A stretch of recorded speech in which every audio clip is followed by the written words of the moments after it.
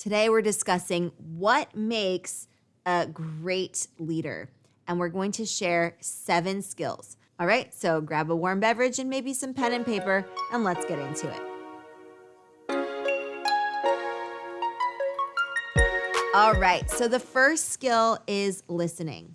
Now, this is not something that should come as a surprise to you because communication is a two-way street.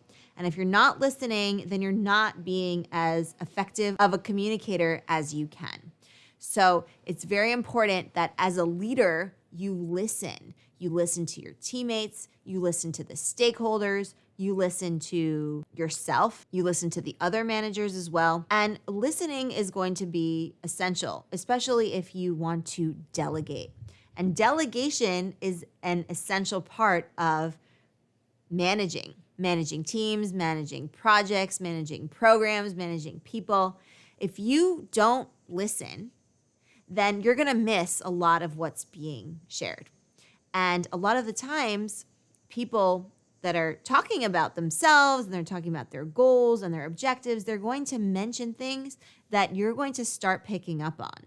And so if you are listening well, then you're going to know what things people like, what aspects of their job they love, what challenges they love to overcome, what are they really good at. You will become aware of their strengths and weaknesses as well, which will allow you to be a better delegator. And so listening is crucial. The next thing is being observant. This plays into EQ. If you are being perceptive and attuned to people around you, you're going to be able to show greater empathy because you're going to sense when someone feels stressed or if they're having a rough day or if they're really excited and happy. You're going to be able to notice that and then act on it. And so this is really important, especially when it comes to empathy, because as a leader, as a manager, you want to lead with empathy. You want to be able to know how to build trust and how to communicate with people. And part of that is through empathy, right? If you are not being receptive to someone's different emotional states, then you might not necessarily be leading with empathy. And that's a major pitfall if you're not doing that, because again, if you are avoiding the empathy, then you're not really leading as best you can. So it's really important to be attuned to the different emotional states, to different things that might be going on, to have your antenna up, and being able to be observant will really serve you well because you're going to start noticing things that you might not have if you were just head down, blinders on, and not being aware. Part of what makes a good manager is understanding the different emotions in a room, right? If you are leading a meeting, for example, you can sense what's going on just by observing, just by noticing body language, listening to tone of voice, right? And that ties into the listening as well, as you can see, but really being observant. And so with this, it's about the way someone says something, the way that they're presenting themselves, their actions, their nonverbals, their body language, how they show up to work, right? And so all of the little details that are part of our communication. And if we're not listening or if we're not observing, then we can really very easily miss it. So it's very important to be attuned to that and to be observant. The next one is having an agile mindset. Flexibility is of the utmost importance. You really do need to be flexible because things change. You might be in charge of one thing and then things get moved around and now you're in charge of more than one thing, or maybe timelines shift around, maybe scope creep happens and suddenly you are trying to figure out how to get that scope back to where it needs to be, or reframe, or whatever else might be there to challenge you. You need to be able to adapt. So adaptability, flexibility, these are important because, again, things change. The only thing that's certain is change. So if we can't roll with the punches, then we have to start being able to adapt. We need to learn how to do that.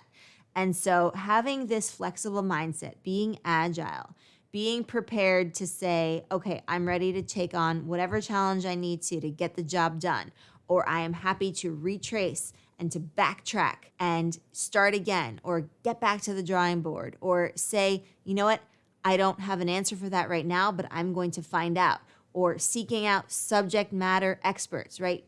Not always having the answers, but being prepared to find them, come what may. So flexibility is key. You're going to be going through a lot of changes. Things go through a lot of changes. Processes change. People change. So we really have to be attuned to adaptability and be ready to face it head on. Next, we have creative thinking. So this really comes into play with problem solving. If you are an creative and an abstract thinker, you are going to be able to problem solve in ways that people hadn't even thought of. And so it's really about trying to come up with solutions, even if that means speaking them aloud, talking them through with people. In fact, that's encouraged because collaboration is so important when we are leading, right? Collaboration is key. That's what enables us to make an impact, to drive impact at scale, to celebrate the wins, to be a collective unit and really do the job that much better. We do that with others. We are able to do that together, right? There's no I in team. We have to be aware of that, right? So collaboration is part of that. But the critical thinking here, the creative thinking is important insofar as you can find new ways of coming up with solutions to problems that might arise, and thinking about what was done in the past, how things are different now, and how to attack that issue now.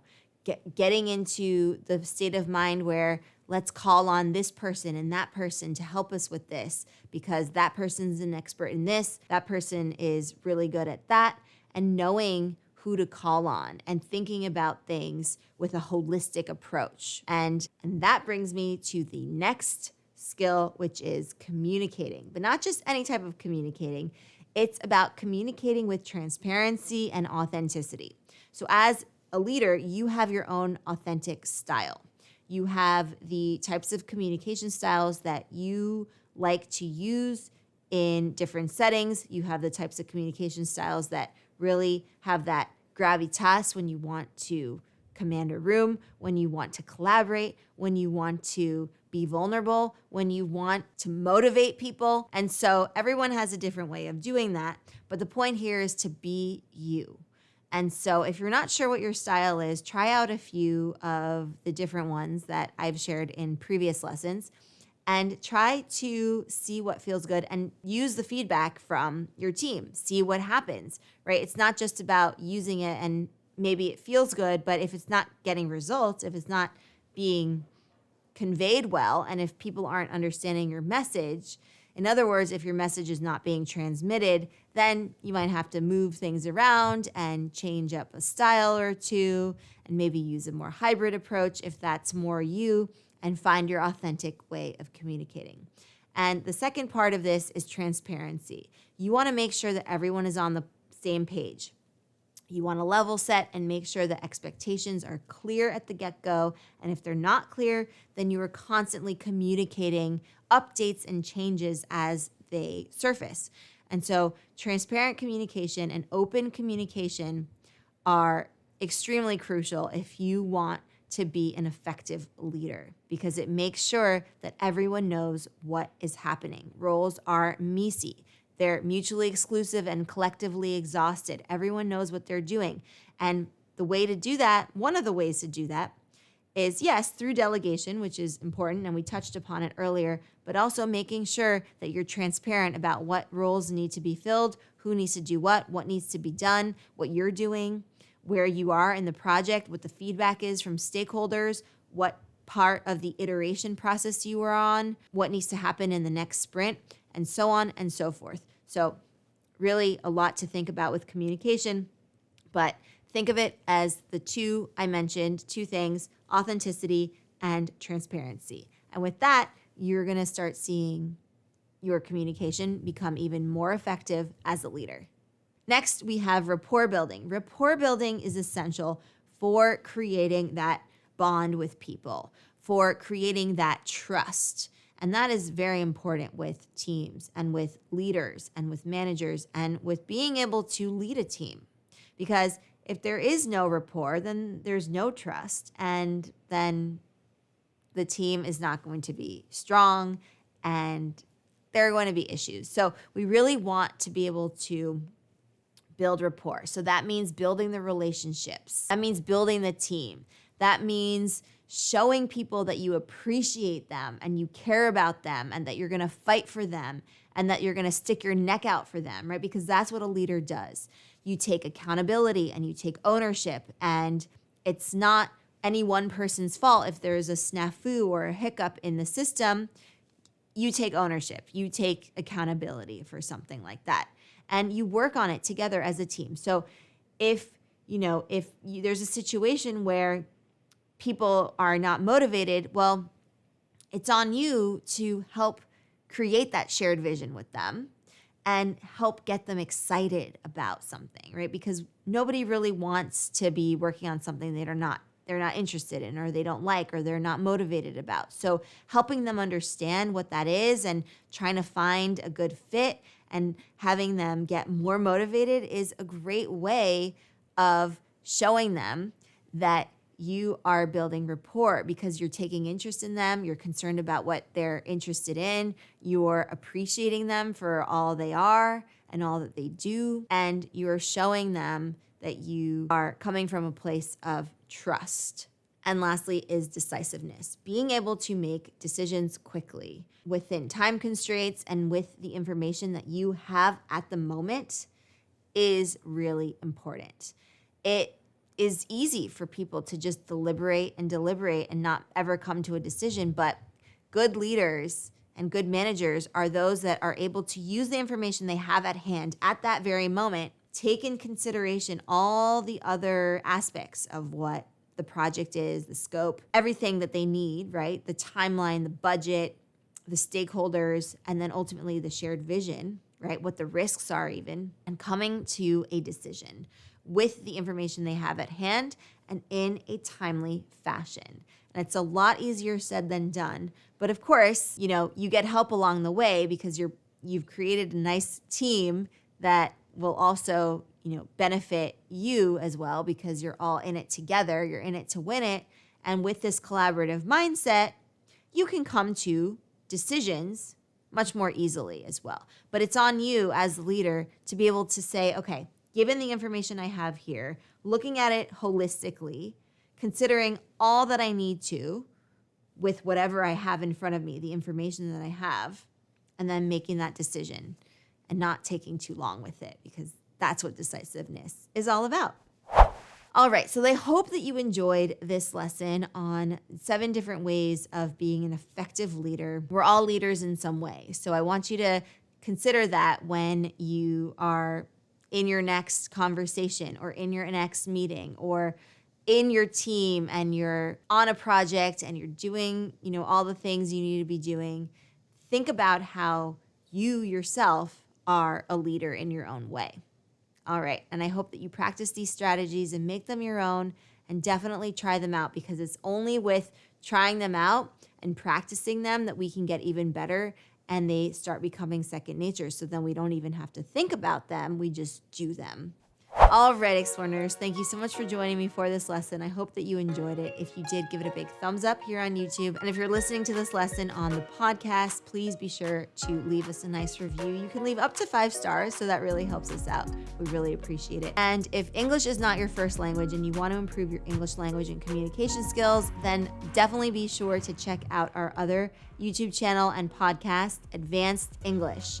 And you can find that wherever you listen to your podcasts and also here on YouTube. And we also have a website. Check that out. It is advancedenglish.co. So we have over 500 lessons between Advanced English and Explearning. So I do hope that you take advantage of these resources. They're 100% free. And our goal is to empower you with the tools that you need to become even more effective in your everyday and in your businesses and in the workplace. All right, so that's it. I hope that you enjoyed it, and I will see you in the next one. Bye for now, and happy exploring, everyone.